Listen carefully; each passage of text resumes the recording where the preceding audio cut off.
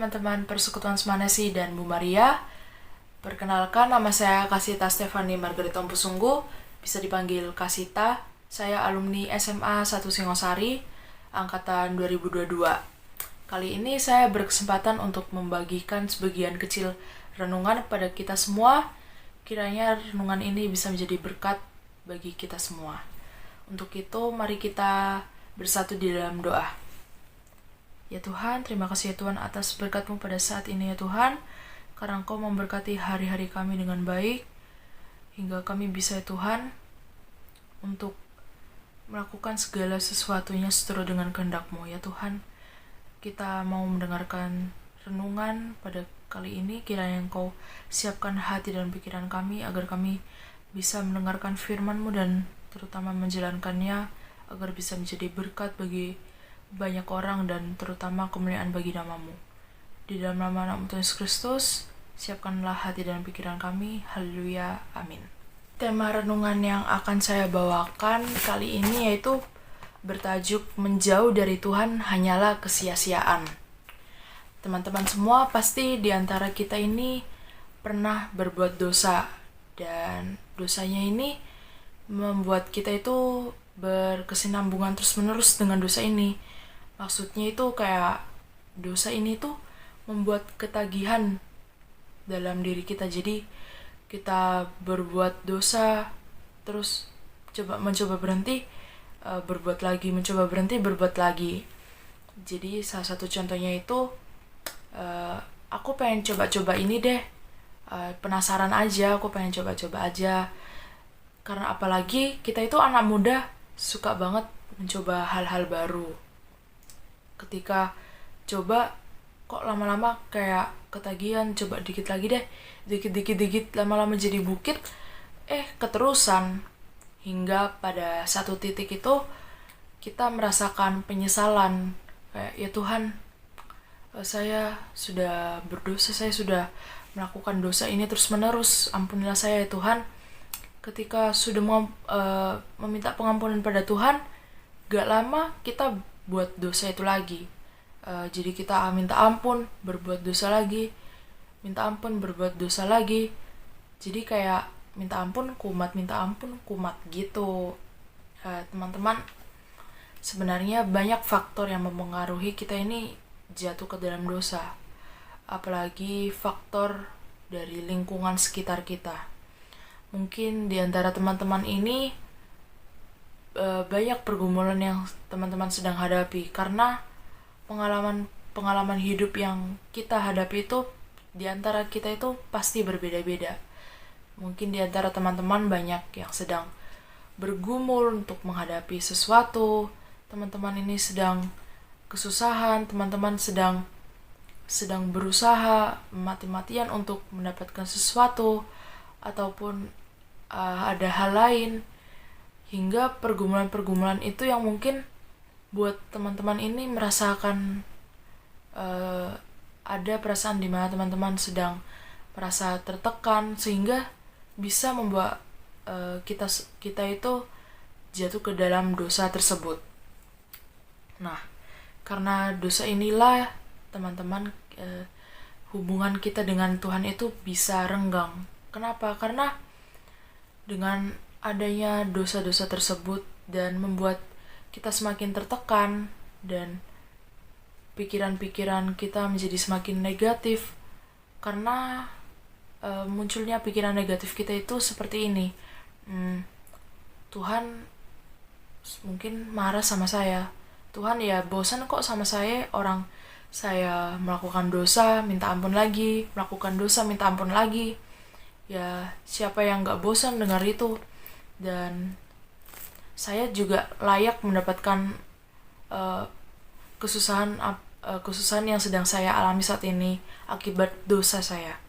Sebenarnya teman-teman, pikiran-pikiran itu yang kita bangun sendiri, tembok yang menghalangi kita dengan Tuhan, sehingga kita merasa di mana kita itu berjalan sendiri, atau kita tersesat, atau mungkin pernah kita merasakan satu titik di mana ya Tuhan, apa yang harus saya perbuat apa hidup saya emang seperti ini ya Tuhan. Apapun yang terjadi ke depannya ya saya tidak peduli ya Tuhan, saya akan jalani. Jatuhnya itu bukan kayak pasrah ya, tapi kayak ya udahlah, bagus nggak bagus, saya jalani aja deh. Saya nggak tahu harus kemana lagi arah tujuan hidup saya bingung, saya bimbang, atau teman-teman merasa sedang ngestak di situ-situ aja. Teman-teman, hal-hal seperti itu harus kita jauhi. Pikiran-pikiran negatif kita tentang diri kita, kita merasa diri kita ini rendah, merasa diri kita ini hina, kita tidak pantas lagi mendapatkan apa-apa lagi karena dosa kita itu sendiri dan hal-hal yang sedih yang terjadi dalam kehidupan kita. Saya pengen bilang teman-teman, hal-hal itu harus kita jauhi, dan mari kita menggantikan ratapan kesedihan kita, penyesalan kita, sakit hati kita dalam kehidupan kita ini menjadi syukur kepada Tuhan, penuh sukacita, dan mengambil hikmah dari semua itu. Karena jika kita merasa kita berkekurangan, kita berdosa, tidak tahu apa yang Tuhan maksud dalam kehidupan kita ini, apa yang Tuhan mau dalam kehidupan kita ini, kita datang saja kepada Tuhan. Mari kita datang meminta pengampunan, meminta hikmat kepada Tuhan. Karena kenapa ya teman-teman? Dekat dengan Tuhan itu enak loh. Ya sebenarnya memikul salib itu jalannya nggak pernah mulus. Jadi anak Tuhan itu nggak enak sebenarnya. Tapi jika kita sudah dekat dengan Tuhan itu, hati kita itu merasa lebih tenang, kayak lebih kuat lagi menghadapi hari-hari berikutnya. Karena pada Ulangan 31 ayat 8 tersebut dikatakan, sebab Tuhan Dia sendiri akan berjalan di depanmu, Dia sendiri akan menyertai engkau, Dia tidak akan membiarkan engkau dan tidak akan meninggalkan engkau. Janganlah takut dan janganlah patah hati. Nah, firman ini sendiri juga udah bilang jangan pernah takut dan patah hati terhadap segala sesuatu, ataupun patah hati kepada diri kita sendiri sehingga kita tidak mengasihani diri kita sendiri dan menjauh pada Tuhan. Karena Tuhan sendiri sudah berjalan di depan kita dan menyertai kita. Buang semua pikiran-pikiran negatif, datang kepada Tuhan dan menyerahkan segala sesuatunya, melibatkan Tuhan dalam rencana hidup kita, dalam setiap langkah kita, meminta ampun dan meminta kekuatan pada Tuhan, percaya dan yakin bahwa Tuhan itu bekerja dalam kehidupan kita, tidak ada yang mustahil dalam kehidupan ini. Satu ayat penutup lagi untuk renungan kita kali ini, yaitu dalam 1 Korintus 15 ayat 58 yang berbunyi, karena itu saudara-saudaraku yang kekasih, berdirilah teguh, jangan goyah, dan giatlah selalu dalam pekerjaan Tuhan, sebab kamu tahu bahwa dalam persekutuan dengan Tuhan jerih payahmu tidak sia-sia. Dan firman Tuhan ini memang indah dan menenangkan hati ya teman-teman. Karena itu mari kita percaya, jangan pernah kita goyah, tetapi berdiri teguh, meminta hikmat dan pertolongan dan pengampunan dosa kepada Tuhan, yakin dan percaya karena jerih payah kita tidak akan pernah sia-sia. Amin. Kiranya renungan singkat ini memberkati kita semua dan menjadi berkat bagi orang-orang di sekitar kita dan kemuliaan bagi nama Tuhan. Mari kita bersatu di dalam doa.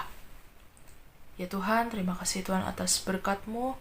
Kami bisa mendengarkan firman-Mu dan renungan-Mu kali ini ya Tuhan. Kiranya firman ini menjadi kekuatan iman bagi kami ya Tuhan, dan rema dalam kehidupan kami agar kami bisa menjalankannya dalam kehidupan kami sehari-hari, dan Engkau meyakinkan hati dan pikiran kami ya Tuhan, bahwa tidak ada yang bisa menghalangi kasih-Mu kepada kami ya Tuhan. Dan ampunilah segala dosa yang kami perbuat agar kami layak menerima berkat dan kuasa daripadamu. Kiranya Engkau selalu menyertai kami, membimbing kami, menyertai di setiap langkah kehidupan kami. Dalam nama-Mu Tuhan Yesus Kristus, kami berdoa dan mengucap syukur. Haleluya. Amin. Terima kasih teman-teman semua. Tuhan Yesus memberkati. Shalom. Of God.